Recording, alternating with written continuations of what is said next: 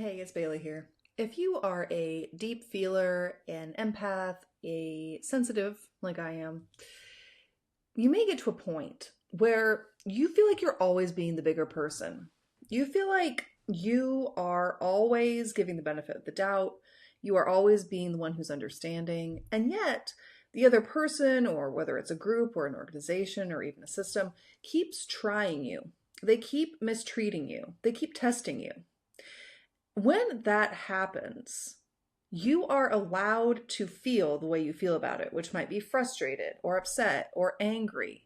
You're allowed to feel those things, and you are allowed to be done extending your kindness and generosity and care to the people who keep not only ignoring it, because that's not all they're doing, not only not reciprocating, because that's not all they're doing, but in fact, they are taking it, benefiting from it, never returning it, and using your light, your generosity, your caring, your own sensitivity as something to better their lives, to uplift them, to raise them up. Very often, too, they are the same people who want you to be skeptical of your sensitivity. They want to downplay your emotional gifts. They want to downplay the way that your emotional attunement and the way that you are able to take care of emotional situations and feel very deeply. They're often the same people who want you to downplay that or ignore that or not trust that about yourself. And the reason why they want you to be skeptical of yourself is because a few things. One, first of all, they don't feel as deeply as you. They do not have the same access to their emotional being that you have to yours. And so, since they haven't gone inward to trust their deep inner feeling, in fact, they judge and shame and ignore their own deep inner feeling. They can see the light coming off of you from yours, and they like that light, but they think they don't have it within them. They think it's like something that is unique to you, which your light is unique to you, but they have their own light too. They just don't know that because they've never tapped into it. And so they see that light of yours and they want it. And that's why they keep taking your kindness and keep coming around for it and keep wanting to benefit from it. But the more that they see that you have this light coming from you, and by the way, your light gives very real gifts to people around you. Yes, healing. Yes, betterment. Yes, upliftment. Yes, you increase moods and you help people through things and you offer emotional support. But also, have you ever noticed that your sensitivity, your ability to tap into your intuition and your instinct and act on that, it brings like tangible good things into your life, and it brings tangible good things into other people's lives. And if you haven't ever noticed that, I want you to pay attention. Next time you do something for someone, watch how their life gets better. That is because of your light. So they see these things. Even when you can't see it, it blazes out of you to them. They can see it like the light of 1,000 suns. But they think you have that light. They think they don't. That's not true, but that's what they think. It is true that you have it, not true that they don't. And they want the light for themselves. So they don't like that you have it and that they don't seem to. They don't like that you seem to have this deep inner access that they don't. And so they want to take what you have for themselves. They want to copy you. Maybe you've dealt with that. They want you to think that what you bring to the table is basically dog shit, and that you should be lucky that anyone would want to even offer a little bit of anything to you in return for it, so that they can get you to release it and take it for themselves.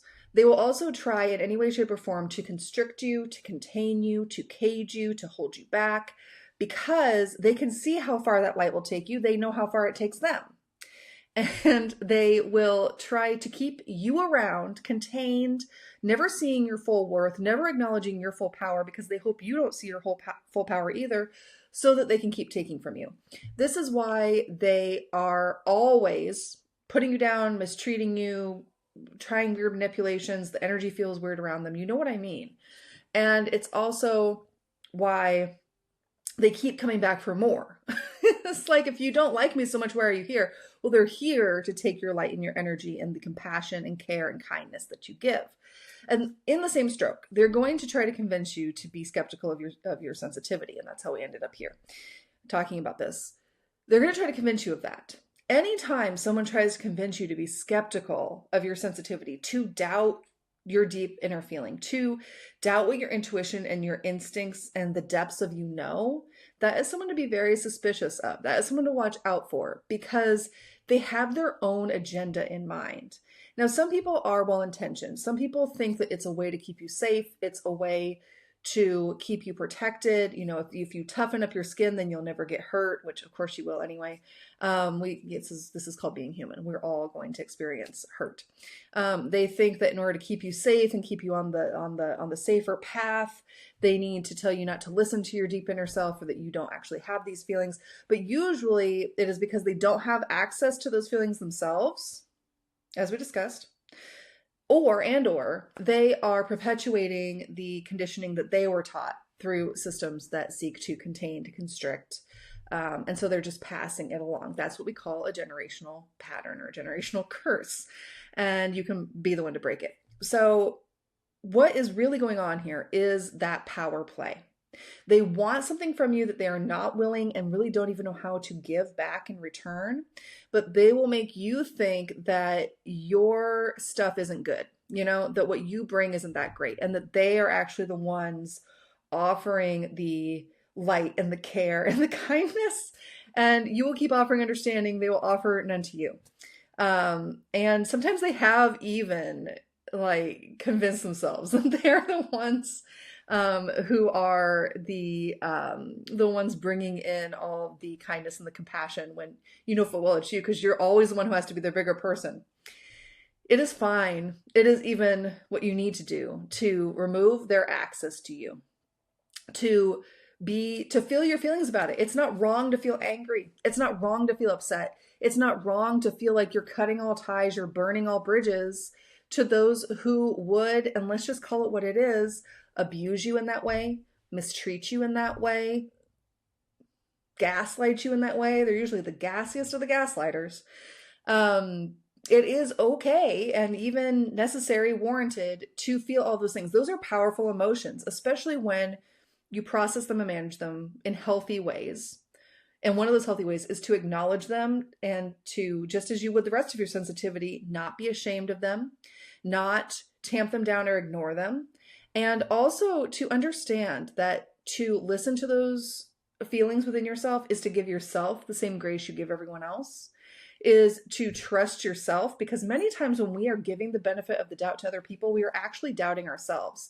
So if you find yourself in a place where you have been doubting yourself to give the benefit of the doubt to others, or you have been giving others grace ahead of yourself or instead of yourself, then it's really, you know that something confusing or distracting or manipulative has happened here in some way, shape, or form, because something is being taken from you that you're not receiving in return. You're not receiving from them. You're not receiving from yourself. If you've been in a situation where this has happened, where, you know, I have some examples. For example, on a small scale, your friend says to you that your hair, it's like the worst kind of 90s sitcom hair and you should change it. And you start to get self-conscious about it. You start to get embarrassed about it. And then you go and change it. And then they show up. I should use friend in quotation marks, because then they show up the next time you see them and they have that hair, and now they're like getting compliments off of it and claiming that they invented it. Okay. That's like an example of manipulation, confusion, distraction, in order to take something from you, get you to release it so that they can have it, so they can reap all the rewards off of the thing that you created or did, or the light that you shone out, or the love that you were giving.